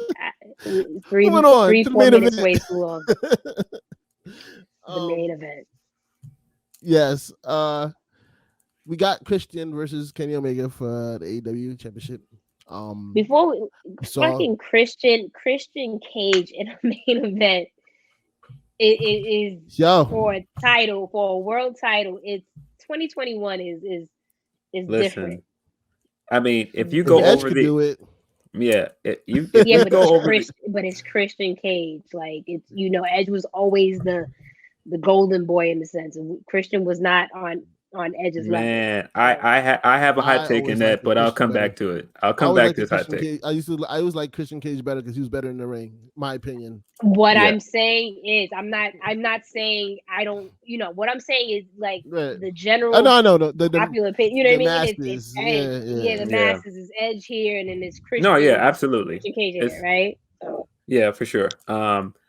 Man, when you think of the makeup of this card, I think I tweeted this at some point. Like, if you would have told me a few years ago that there would be a wrestling card with Suzuki on it, and Kojima, and Christian, and Kenny Omega, and the Young Bucks, and all of these guys that, like, how are they on the same card? How does this make any sense? And it somehow happened. It's crazy. And Christian's main eventing that card. What? It's crazy. Yeah. And out of the entire card, the only match that wasn't like hitting was QT Marshall versus Paul White. Every other match on this card hit. Like, I don't care what anybody said. It was no snoozes. Not like, every match. Like I said, Chris Jericho and Chris Jericho. But it did what it needed to do. Like, it gave him his win back. But okay, so I'll say what 2 matches that didn't hit. But even then, it was just like you were stuck. You was glued to that. What you was watching for a while. Yeah. But I mean, I wasn't into Jericho stuff, but the crowd was clearly into the Jericho match. We didn't even get to touch on they dropped the ball on the entrance music. But yeah, I'm sorry. Yeah. So here's the thing. The guitarist was off beat. So how could the crowd catch on if the guitarist is off beat himself? Like, he rushed into the song. Then he cut it off like halfway and went straight to the chorus. So the crowd was mad confused. I was confused at home, and I had perfect audio. No disrespect, but you can't be off beat, and then you have a crowd of not enough seasoning, right? This is not a good recipe, right? They want to clap on the downbeat anyway, man. So yeah. So it was crazy. I'm listening to him play the guitar. He did a quick riff and went straight into the song. I'm like, don't know what you're doing right now. Like, you could have waited. You should have played along with the music. Like, that's what I thought. Like, why didn't we just play along with the music? Like you. I hate again when something is overproduced. Like, or like let it be organic. It's just like we had the moment when the crowd sang along with no music. Now you're trying to like capitalize on it. Just let things be organic in the way it needs to be. You don't gotta do this, that, and the third because you're already gonna get the reaction because the song is fire, right? Man, so simplify it. But here's my thinking on that. I feel like this entire match was an exercise in stroking Jericho's ego, so it made perfect sense that they would try and duplicate this moment they had somewhere else because he's in Punk Town and he's trying to go, look, I'm over here too. No, you're not. Yeah. Stop it. Stop it. So not with this man. And no, I mean, people were into him. I don't enjoy him as a babyface. I think he's more interesting as a heel. I think everything. I'm sorry to cut you off, but on commentary, he's heel.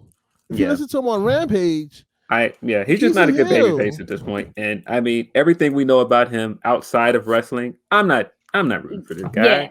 I'm not doing it, man. Yeah. So it's just more fun to boo him. And so I'm not into it. I'm not gonna be standing out there singing Jericho. Yeah, that's but we we say that in regards to we know everything about him outside of wrestling, but then the same could be said for Darby Allin, the things that the stuff in regards to him, Yeah. but people, you know what I mean.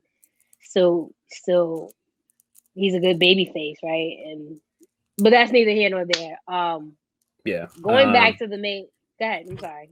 No, I was just gonna say I don't know, man. I just think I always thought it was a mistake to turn him face, the when they turned him face, because it just kind of ignored what everybody was saying on the internet. Yeah. Yeah, but when you have the crowd constantly participating in with your entrance music, that's Yeah, you're right. It's just me, I sense. guess. It's just No, me, I I get guess. it. I hear you. It's a hit and miss. It's a hit and miss. It's nowhere. But for the main event between Kenny Omega and Christian Cage, I think their TV match was way better. I like this match. It wasn't the best match they had. It did what it needed to do, I guess, to set up for what was going on for the rest of the night. Because I was gonna say, and Blue, we've had this conversation numerous of times when we watched. Why'd you put your head down like that? I'm playing with the rubber band. You know me. I gotta. I thought you. Because I thought you was like, okay. Anyway, we've had this conversation numerous times when we like recap New Japan shows or whatever. I am not the biggest Kenny Omega fan. I get he's elite, no pun intended. He's a great wrestler. At one point, he was the number one wrestler in the world. He's not. He doesn't do it for me. I don't know what it is. I just can't jump on. He did his part. It doesn't do it for me. So every time I watch a Kenny Omega match, and I've told you this too, like I feel like his matches are slow for me, and then they pick up towards the end. This match was that just for me slow all throughout the whole thing. But kept the same pace throughout the whole thing. Yeah. But then, like you said, I guess it makes sense because of what was getting ready to happen. So for me, that would have been the third weakest match of the night, in my opinion. Yeah. I mean, I feel like it didn't have the same crowd reaction because the crowd was tired at that point. The crowd was trying to be into it, but it was tired at that point. I think a Kenny match, he does a lot of the New Japan style where he kind of does the slow pace and then he ramps it up more and more. Like he definitely does like the Okada style match. And like I feel like if you're into that kind of thing, yeah, like if you're into that kind of thing, maybe like I get it. I just think doing that with Christian is gonna be tough because he's not that kind of wrestler. You're trying to pull him into that. And that's not to say he doesn't have the work rate to do it, but it's like you're trying to pull him along. Like I think when you put him in matches with other guys that are used to that style, he excels at it. And again, that's not to say this was a bad match. I just think it's just partially the position it was put in because there were so many other high points ahead of it. And then you're trying to have then you're trying to have this big main event match with Christian that not a lot of people care about because Christian's going to lose. And so it wasn't a bad match. I was certain parts of it that I really liked. I really liked the table spot. The table spot was good. When he does the you can't escape in the corner, he does that Death Valley and comes back and does the moonsault. It always looks smooth every time he does it. But I'm an Omega guy, so I always look for the hallmark Omega spots, and I'm into it. The super one-winged angel looked awesome. Live. That was dope. The top rope. Yeah, that was a good spot. That was clean. Yeah. Yeah, like I said, with Kenny, like I get he's a great wrestler. Like I always try, and Blue knows this. Every time we talk about whatever show or match, I don't want to ever like shit on a wrestler because again they're doing things that I couldn't do in a million years, right? So I get that they're talented and whatnot, but for me, I just feel like Kenny's style I've never gravitated to, especially when like the hype of him being like the number one wrestler in the world. I was just like, there's a few other guys that I can see, you know what I mean? But I do get the great talent though. Yeah, but again, to go back to what I was saying with Suzuki, I think a big part of me enjoying AEW so much is having the novelty of New Japan wrestlers readily available on network TV and in American towns like consistently. So I'm sitting there thinking the whole time like Kenny Omega's wrestling in Chicago. This is awesome. So, Right. yeah, Yeah. you know, I'm into it in that because I'm a fan of what he was doing with New Japan. In New Japan, yeah, it makes sense. Again, the finish of the night, Kenny tried to send the people home happy, I guess. But when he said alive or dead and the lights went out, everybody basically knew who was coming out. And to see Adam Cole come out on that stage and nobody know that the contract was signed, because Cole's always backstage. So okay, he's backstage. Very smart callback, by the way. I didn't catch it when he said, alive or dead, because if you watch BTE, Adam Cole's dead. So very smart callback. And then it was trying to bring him back from the dead. Yeah. Right. When the Young Bucks put that link in their bio, how to bring somebody back from the dead, I was like, "Yep, it's happening." Oh man, when they were tweeting all that stuff, I knew. Group about that. Like, it's a done deal. Like, they were trolling so hard, man. Omega posted that picture, and it was a done deal. We all knew it was a done deal. But man, they essentially did what they did with the Becky return, but better. It's like they swerved us by bringing Cole out first, and it's like nobody expected Cole, and Cole got this huge reaction that it was never like, oh, this isn't who we wanted, but it still got this huge reaction. We're just expecting that person later. Yeah, so when he did Adam Cole, baby, everybody was into it. Of course, he's a heel. Nobody wants babyface Adam Cole. I'm sorry. Cole. He does well. He does well as he's just so much better as a heel. Yeah, he just excels in that role. Yeah. So when he super kicked Jungle Boy, I was like, of course, and that match is gonna slap when we get it. Yeah. Especially like we said earlier, how over Jungle Boy is. So it's just it's everything was aligned perfectly, right? Yeah, that's gonna be. They finally put him in the alumni page. Oh. Okay. Yeah. That's right. He was on there. But yeah. I don't think they could have done that part of the after promo stuff any better, and having Adam Cole come out the way they did, having him join the Elite again, and having them be happy to see him, because of course they would. They don't care about the rest. They know that they're using the numbers game. So the more the merrier. And then to good night. Yeah, to go into that, the kisses on the cheek from the Young Bucks, and I think Kenny kissed him on the. He's goofy enough to work in that. Like, he's cool enough where people are gonna think he's cool. He's not like them, where they're clearly a bunch of dorks trying to look cool. He's a cool guy, and he's just a cool guy. Yeah, he's a cool guy, and he's trying to look dorky to fit in with them. And I just love that dynamic of their relationship.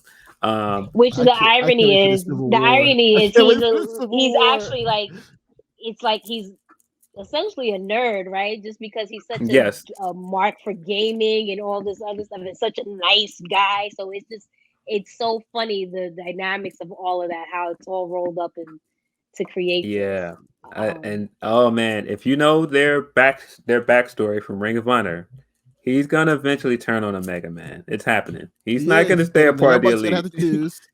He's gonna turn on him. We've seen it not even with Ring of Honor, but we just see how he worked in NXT. Yeah. Like this is his MO, which is great. Yeah. But and I'm just gonna throw this out here. Out of everybody that's come over, him, Bryan, and Punk, I think the chances of him being world champion in the next 2 years is the highest. I think he's the guy out of those guys that will be world champion. Yes. Of course. And speaking of, I think they're all going to hold the title at one point. But for sure, I definitely see. I'll say I see Adam Cole getting it sooner than later. The other two. Yeah. Speaking of Bryan Danielson, when his music hit, the moment it started, everybody knew who it was, and then when the beat dropped, I'm like, hey, I was like, oh, it's this beat. Ruckus is doing his thing, man. I saw a tweet. Someone said, like, it was a joke, but basically saying Bryan Danielson asked Tony Khan to get the final countdown, and he said no. And then we got this one, and he said, but I want it with a little bit more balance to get like, so your ass can like, shake your ass to it or something. I'm like, could you imagine that conversation between, if that was actually true, between Tony Khan and Bryan Danielson? I need something against the booty moving. Like, when I rewatched it, I thought about the Talking Smack segments with him and the Usos, where they did, what was the rap name he came with Sweet Beats? And yeah. backwards cap. That's what I thought of, like, when the music hit. Yeah, this is definitely gonna be great. But it worked. It worked though. It did. He could have came out to anything and it was gonna work. He's Daniel Bryan. He's one of the greatest of all time. He's one of the greatest wrestlers of all time. Yeah. Is it too late for him to be on a G1? He talked about it in the media scrum. He said he wants to do New Japan stuff, but he's dedicated to AEW for right now. Because it's just not safe for him to travel. Yeah, that's what he said. In regards to when things calm down, I guess I'm gonna skip in the pandemic. Yeah, he said he wanted Japan, Mexico. He was basically like he wants to wrestle everywhere, but it's just not safe for him to do that right now. But he was also mentioning in the media scrum that apparently they were basically Vince and WWE was going to give him everything that he wanted in regards to. I don't believe it. I don't believe it. You don't believe it. You don't believe that what Bryan was saying was true, or that they did tell him that and they were going to switch it up on him. I think that they told him that, but they were not going to give him everything that they promised, because they do that to everyone. And he probably knew that too. Mm-hmm. He probably knew that too. He's been there long. He didn't bite on it. He's seen other guys sign the contract and then they switch it up. I mean, they did that to Punk. They promised him the world, and once he signed, it was different. Next thing you know, you're getting kicked by Kevin Nash, and you're losing championship. So yeah, or getting thrown off the stage by Ryback and landing missed completely of the table. or you're Drew Gulak. You signed back, and now you're right back in the 24/7 title.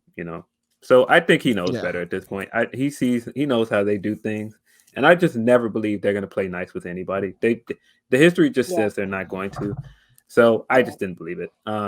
But man, there's so much stuff that they did here. I mean, it's just like what I said with the Battle Royal. They created so many storylines. At this point, you got the Jungle Boy Adam Cole thing. You've got whoever Daniel Bryan is going to come out and, well, not Daniel Bryan. You got Bryan Danielson, whoever is going to come out and challenge on Wednesday. Obviously, I think it's Cole. I don't think it's Cole. I don't think it's Cole yet. I think it's too soon for that. I think, if anything, I just feel like, especially you're gonna waste that for Cincinnati, Ohio. No shade. Like, I just feel like. No, I'm just saying, calling out for his next match. He's not gonna have it on Wednesday. Just call out.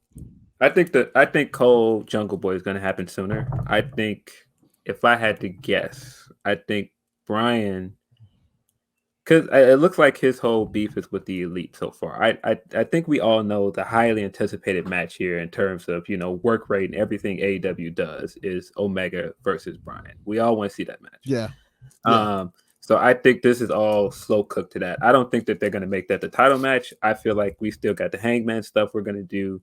But I feel like if you still want to make, because Hangman he's on a leave, right? Because he just had a kid. Yeah. So if you still want to make Omega a big deal and make him like a potential main event match, then you put him in a ring with Daniel Bryan, because that doesn't need a title to be a big match. Right. So all right, just to wind this down, the final two questions I had in mind. I don't know if Jenna has any questions, for us to discuss about.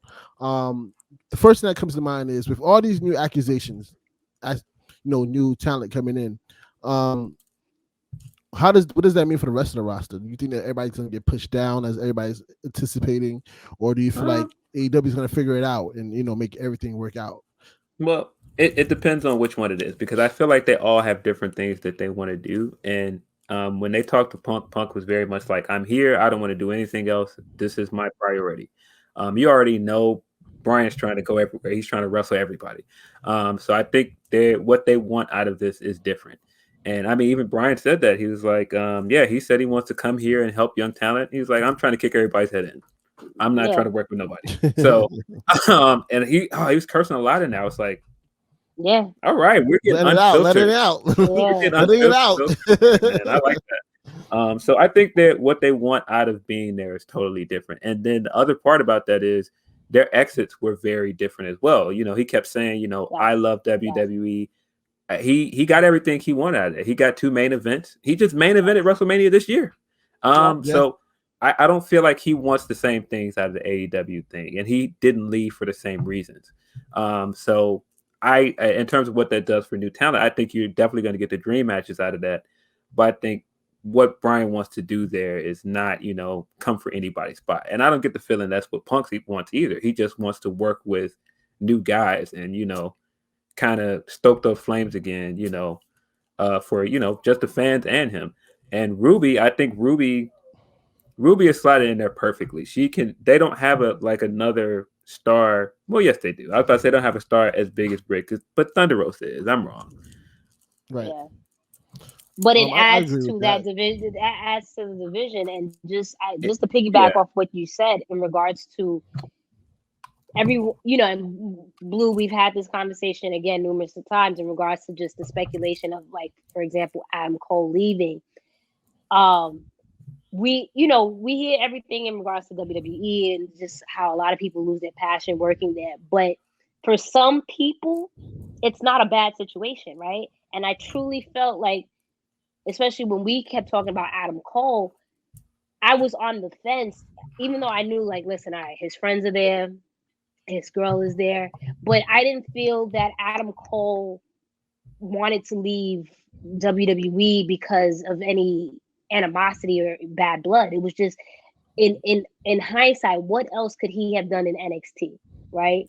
You know, we already know if he would have went to the main roster, it would have been a shit show. It probably, you know, Adam Cole would have lost his first name, that aura that, like, I feel like AJ Styles has they just call him Cole. Something stupid like that. Like, he would have lost that, like I said, that aura that AJ Styles, I feel, has lost in regards to just still being in WWE. There wasn't much for Adam Cole to do, right? In NXT. No. Same thing with Daniel Bryan. It's like he dabbled with creative. He mentioned that in the media scrum, and it wasn't really for him. There was not much that, you could have put him on Raw, but it would have been this.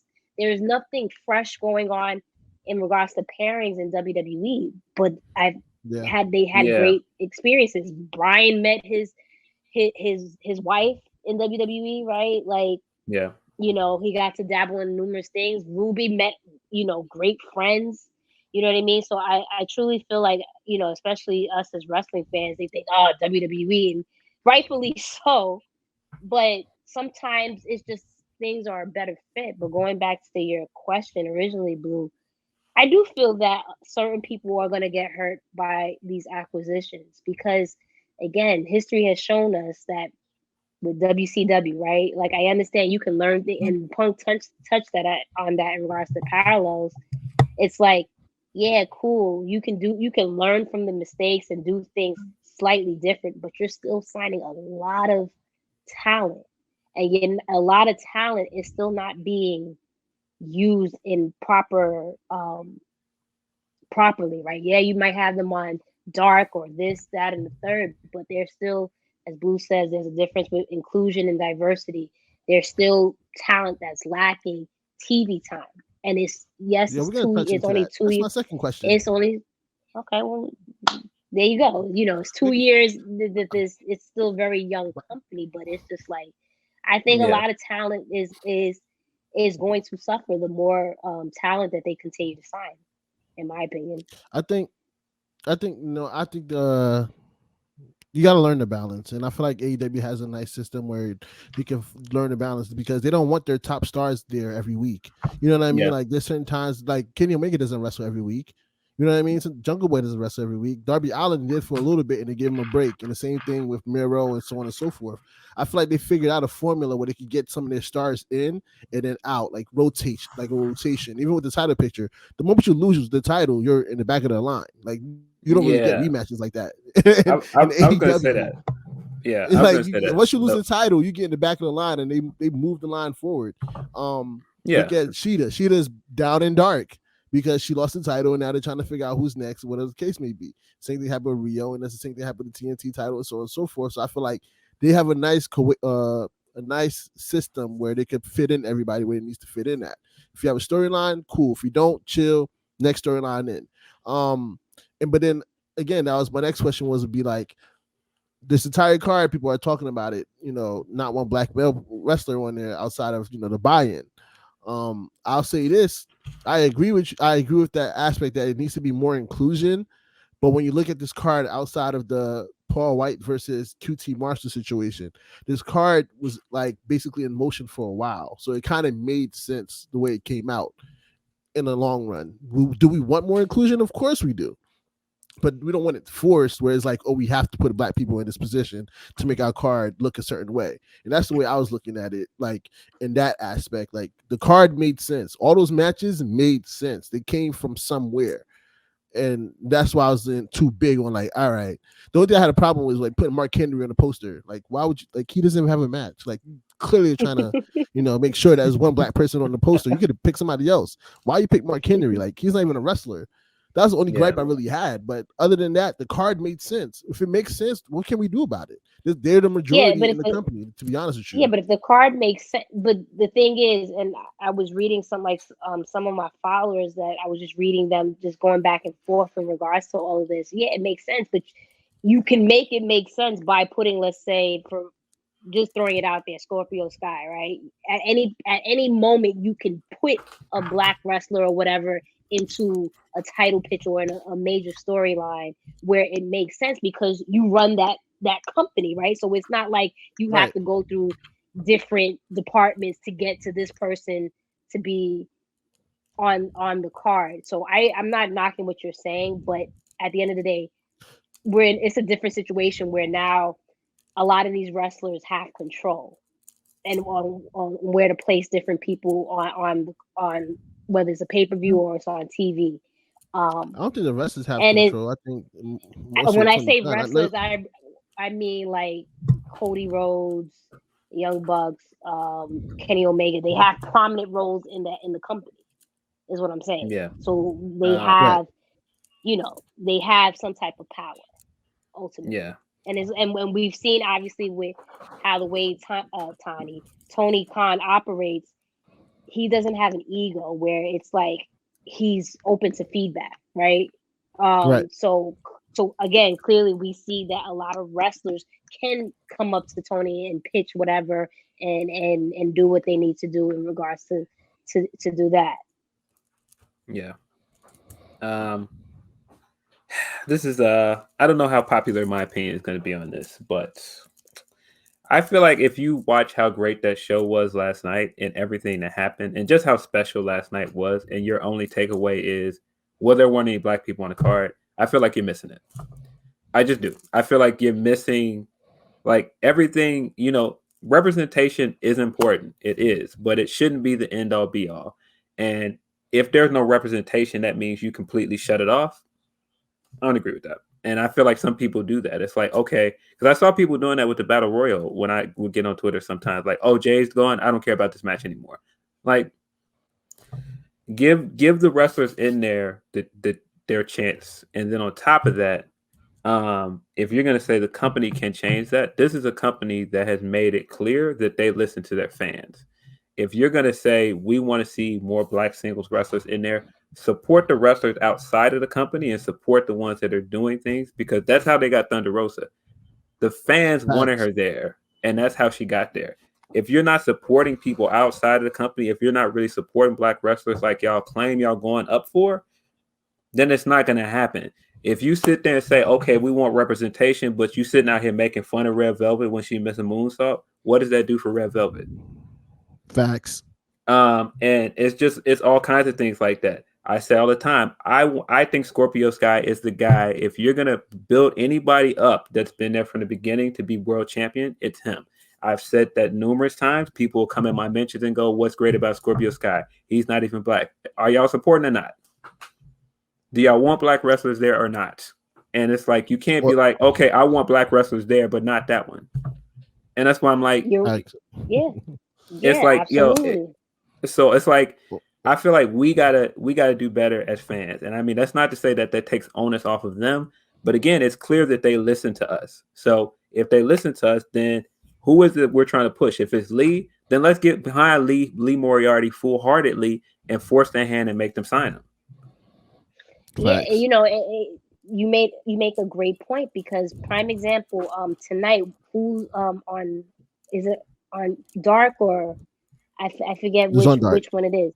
It's on Dark. The Queen Amanada match. Yeah, with Red Velvet, right? So it's just like, yeah, and I quoted, support this, right? But exactly, support it, man. It's like we can't have an agenda. Like, we only support I guess the known or popular or who we like. If like you said, you want to go up for black people and black wrestlers in general, then we got to stand up for everybody, right? Exactly. Because like you said, at the end of the day, you said the fans, they listen to the fans. So if they see, okay, this person is really popular, we got to get behind this person. Exactly. That's going to force them. I mean, yeah. I mean, Sky Blue got booked for the Battle Royal because of the reaction she got here in Chicago. She got there. I asked in the media scrum, I said, is there more plans for her? Because she got the reaction she got during the pay-per-view. And they were like, oh, we're definitely going to do more with her. And that's what I mean. If you go hard for the wrestler that you think should get those spots that are black, they'll pay attention to the reaction. And that's why I'm like, you can't just be like, oh, I'm not messing with this at all because it's not giving me what I want yet. Man, you gotta be patient with it. I saw some people trying to say Jade was mid. It's like, yo, y'all supporting or not, man? For real, it's like they building Jade pretty strong, and it's clear what they're doing with the phone with Jade, because Jade still has a lot to learn. She has a lot to learn, but they still giving her a lot of spotlight. Her matches are not that long for obvious reasons, but they're making sure she looks like a beast every time she's out there. Man, here's the thing that I wanted to say right before you said in regards to being patient, but playing devil's advocate too. I hear what you're saying, and I agree with you 1,000%. But playing devil's advocate, why do we have to also be patient when it comes to black talent? You know what I mean? Oh, you're right. I do feel that, all I'm saying is I do feel that there needs to be a balance. I agree with everything you said. I don't disagree, but it does go with the thing of like, why do we have to be patient? Like, look at WWE. Look how long it took for us to get black champions, like heavyweight champions, right? So it's just like, why do we have to wait so long, right? When with other, I guess, let's say other races or ethnicities, it comes like that. So I do think there needs to be a balance in that sense. I've been thinking for a while. I think a part of when you get something like AEW, where they brought all of these guys that already had created equity for themselves in New Japan. Even Japanese wrestlers that come over here, they already have equity for themselves because Japanese wrestling is such a big thing in their country. It's the same thing with luchadors. Luchadors already have a storied history that people are like, we know that luchadors can go. Black people don't have that. And I feel like we have to start creating our own. And that's, again, why I'm like, support black promotions that are only trying to focus on making sure that we have culture in wrestling. And if we don't do that, we're always going to be behind the 8 ball. We're asking them to put us in spots. And we're always going to have to be patient with them instead of, man, support Trisha Dora, support all of these people that are doing great things out there in indies. Because, again, that's how the Bucks got here. That's how all of these guys got to these spots, because they created that name somewhere else. When you see people say stuff like, oh, is there a black wrestler as over that you could sign? That's an ignorant comment, but at the same time, we should be supporting loud enough where they can't say that. Yeah. And I mean, again, onus isn't totally on us, but I do see a lot of, I see a lot of faking the funk, man. I see a lot of people complaining, but they don't want to do the positive work. Oh, because it's the cool, like this would be going off a tangent, and this would be another discussion for another day. But you see it, people make noise on social media because they want to fit in, because it's the cool thing and everyone else is saying that, but you're not really, like you said, putting in the work where, all right, let me tune in. Like prime example for that list, the 500 of the top Black wrestlers. Black Wrestling 500. Listen, shout out to him. Like, listen, at the end of the day, I'll be completely honest. Yeah, I've been watching wrestling since I was 10-9, but I've been watching wrestling on a mainstream level. So ever since I've been doing this podcast, I've, been able to see, different wrestlers. But that list, I tell you, I probably don't know a good majority of the wrestlers that's on there. So instead of, for me, like, to bash it, like, oh, this person is not on there or whatever, all right, how can I find this person? What promotion I need to look at? Who do I need to talk to so I can become more knowledgeable when it comes to wrestlers that look like me, instead of like, all right, let me bash it, but then in the same breath be like, oh, we need more inclusion and more diversity. It's like it's an oxymoron. Yeah, absolutely. And I again, some people are just into mainstream wrestling. They're not going to watch indie wrestling, and that's fine. But at the same time, I do see the same thing in mainstream wrestling. I do see people like, oh, why won't they put this Black wrestler on a card? But they had to convince you that Kofi was good enough to be champion. They had to convince you that Bobby wasn't boring. They had to convince you to stand up with Naomi when they ran her off Twitter. And that's why I'm like, yo, are we supporting or are we not? That's the question at the end of the day. Like you said, we're gonna shout out to Reg. We're gonna have Reg on our next show for the BW 500. And we're gonna discuss that list for sure, and the talks around it and so on and so forth, because this is definitely another discussion that needs to be had. Jen and I have some ideas that to help push those people off that said list, and making sure people are recognized from that list. You know what I mean? Just to bring it to the audience, because I feel like it's our duty in the end of the day, for people like the writers like Phil and Reg, and for people that with the podcasts like me and Jenna, to bring those people and give them the platform that they need to reach a larger audience. Whoever has a platform should be using that to big up a Black wrestler if you feel like that's the route that you need to go, to make sure that they get the recognition that they need, so they could go ahead and go into these companies with a following already. Yeah. So it won't be questioned about like, oh, should we include this person in our storylines? Inclusion will be forced in that matter. I'm not big on talking on Twitter, like the stuff on Twitter. If that's what you do, that's you. But for me, I feel like it's better to come with a plan. When you have a plan to execute, then that's when results will happen. Yeah, and to your point, I feel like a lot of people that are talking on Twitter are people who are in the know. They're people like us that know other Black wrestlers from somewhere else. They're content creators. They know these things, but do other fans outside of that know these wrestlers that you think should be pushed forward? What can you do to get those people interested in those wrestlers other than complain? Right. And that goes to the point, just even outside of wrestling, my gripe with us as black people is like, I feel like we lack solidarity, right, in a lot of things. Like, exactly. Why do we have to fight each other? We don't have to fight each other. Like, granted, listen, I know that we got some token Black people, whatever, that might say crazy shit, and that's not for the culture and not for representation. I get that 1,000%, but it's just like, I don't understand why it's been such an issue for like years and decades. Like I said, not even just with wrestling, that we have to fight each other, and it's not more solidarity, right? Yeah. We all love we all love wrestling, and it's like, but yet we fight each other because we don't have the same opinions, or we'll value other writers. Like, prime example, like, why are we still looking into dirt sheets that's run by Alvarez and Dave Meltzer and all these people? Like, why are we not looking into other content creators, right? But we still look for Uncle Dave and see what he says, even though most of the things he says is completely bullshit.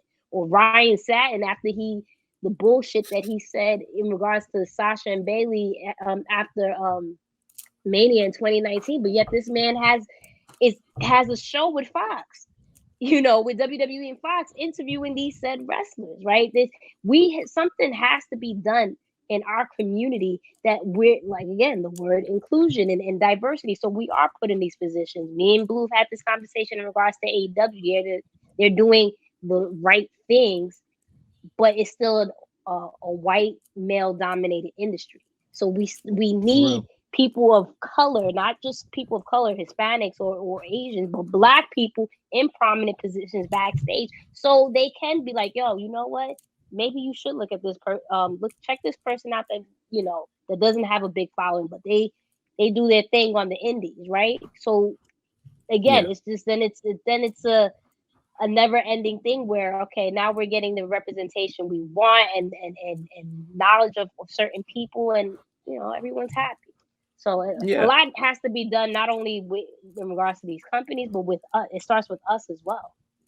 No, yeah, for sure. And that's why I'm like, I just think for Reg to come up with a list of 500 wrestlers, like, that's not just something you could just sit down and do. That's something that he sits down and does year round. And for him to support wrestlers on that level, and he's like, no, this is what I'm doing. I've seen this man doing this for at least 3 years. So I know what it is. I know what time it is for him. He supports the wrestlers, and I feel like they know that, and that's why they respond well to him. And I feel like if that's the energy that he can bring to this, I'm not saying that everybody needs to go out and watch indie wrestling and do everything he does. But man, if he's doing the work for you and putting a list, you can't go on there and be like, oh, this person might be interested, or that person might be interested.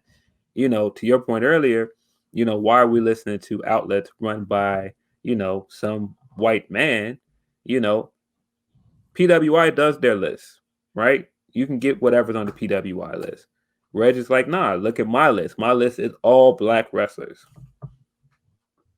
It's like, again, you don't have to agree with everything he does, but you can look at what he's trying to do there, and what he's trying. The message here is support Black wrestlers. It doesn't matter if you like the font he used or whatever the fuck else. Right. You can't miss that point. Again, we're gonna touch on this again a lot more deep next week on the Mixed Tag Show, so make sure you tune into that. Is there anything else you guys want to touch on in terms of All Out or Black wrestling? Anything that we discussed yet? We basically touched on everything. I do want to point out that I realized that a lot of people from the other company was tweeting about All Out more than usual, and I was kind of like, yo, where did this come from? Kind of situation. Because we're not used to seeing that. Ruby Wright got a lot of love. Britt Baker got a lot of love. And just the whole reaction between Adam Cole and Daniel Bryan, we've seen some subliminal tweets as well. I don't know. This is an interesting time in wrestling. That's all I can say. I'm ready for it. I mean, I don't really think there's nothing, in my opinion, anything to really look too deep into that. We haven't seen it before, but we have to also understand a lot of these people are friends or have been friends for years, decades, right? And it's just, again, like you said, the way people went up for Ruby, what we discussed earlier in regards to this is someone who's been wrestling for 11 years. This is finally getting a singles title opportunity. You can't do anything but be happy. Same thing with Empower. We saw how other wrestlers was happy for Mickey James and Jazz and all of them that they put that together. It's just it's what it should be. It's what we all love wrestling. It's just people work for other promotions, and it is what it is, So I don't really see I wouldn't read anything into that in regards to interesting. The support. I feel like two things are happening though. I feel like women wrestlers always support each other. So I feel like a lot of people love Ruby, and so they want Ruby to succeed. And so I think that's what you're seeing. And I mean, we've seen things like Bayley, was very high on the unsanctioned match, and she said great things because she's a Thunder Rosa fan. And so, we've seen it before. I think women just support other women in this industry more than you see some of the men do. And that could be just like, it's like the same plight. They know that they have to work twice as hard to get on the card and to get spots. Exactly. So, it could be that. And but the other part of it is, I do think getting Daniel Bryan is different. It's different than getting Punk for a lot of reasons. Like Punk is huge because of the amount of time he's been away and all these other things. Like, it puts eyes on the company for those reasons, and it's like, the spectacle of him being back. But Bryan is a guy that truly inspires other people. And I feel like if Bryan goes there and he's saying, I want to be here and wrestling is here, other people are going to want to come there too because he's there. So when you see guys like Cedric say he's jealous, that's because he wants to go and wrestle where Daniel Bryan is. And I guarantee you there are other cruiserweights that feel the same way. I guarantee you guys like Mustafa Ali feel the same way because he went up for all of those guys. And so, you know, if they love this guy and they see him as a hero, if he goes there, they're like, oh, what's this? Maybe I should check it out now.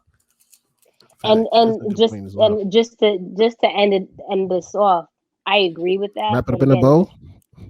Wrap it up in a bow. I agree with that point, but again, it's just like if everyone, like, we see Daniel Bryan and he's a likable guy and everyone loves him, and he didn't have there wasn't any bad blood with WWE. But again, if everyone sees that, and then everyone, you know, their contract is up, and then they go to AEW, and it's again, then essentially we're getting the problem we had with WWE.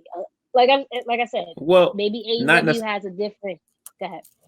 No, I was just going to say not necessarily, because I get the feeling when he says I want to wrestle everywhere, I get the feeling he wants to also pull other companies up.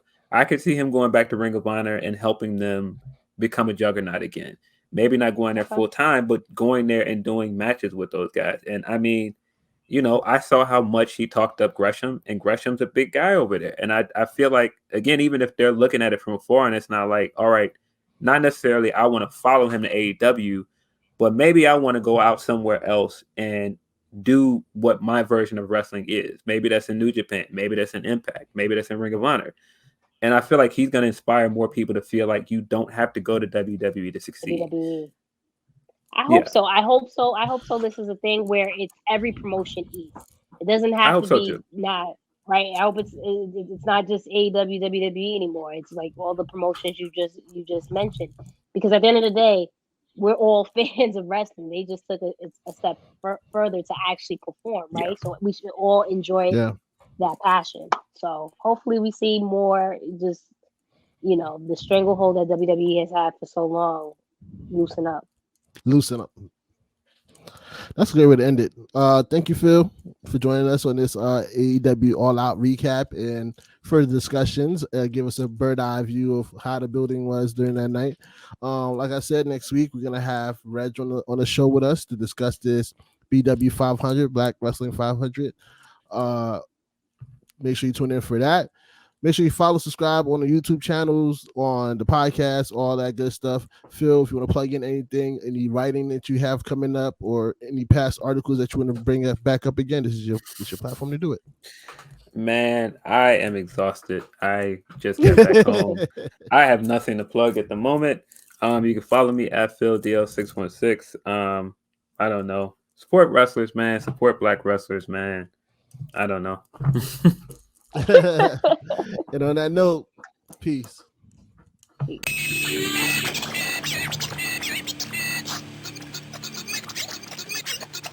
Tag show.